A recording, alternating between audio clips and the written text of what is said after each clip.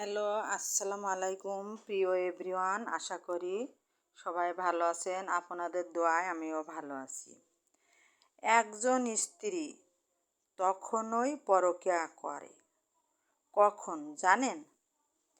জানতে হলে অবশ্যই ভিডিওটি দেখুন। যখন স্বামী অবহেলা, লাঞ্ছনা, প্রতারক করে, তখনই সেই স্ত্রী পরকীয়ায় লিপ্ত হয়ে যায়।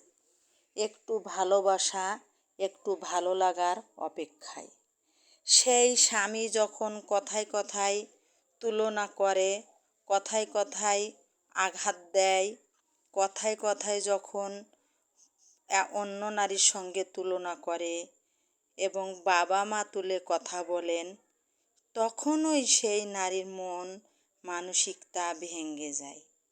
কেন এমনটা হয়?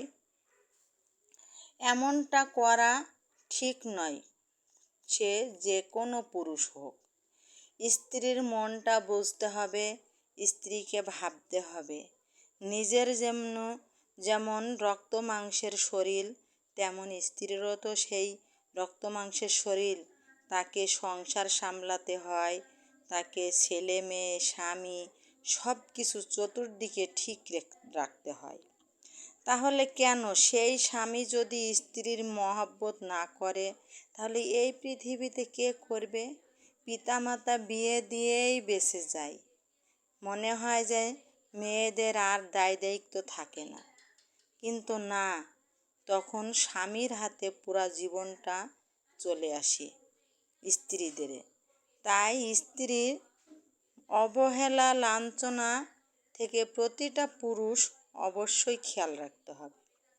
যখনই অবজ্ঞা, অপমান, কথায় কথায় লাঞ্ছনা, কথায় কথায় তুলনা, যে তোমার চেয়ে অমুক মেয়ে ভালো, তোমার চেয়ে রূপে ভালো, গুণে ভালো, এই কথা বলে সে অনেক আঘাত পায়।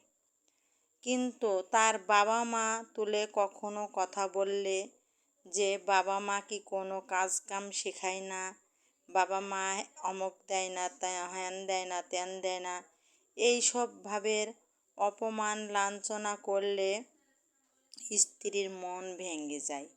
কথাতে আছে, মানুষের মন কাঁচের বাসন, ভাঙতে হাতে থেকে খসমস করে পড়লেই ভেঙে চুরমার হয়ে যায়।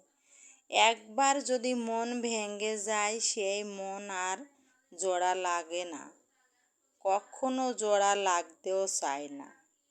যতই এক জায়গায় থাকুক না কেন, অশান্তির সৃষ্টি হয়ে থাকে। কেন? সেই পুরুষকে বুঝতে হবে যে কখনো স্ত্রীকে অবহেলা, অপমান, লাঞ্ছনা করাটা ঠিক না। এইভাবে অপমান, অবজ্ঞা করলে প্রতিটা স্ত্রী সম্মুখী হন।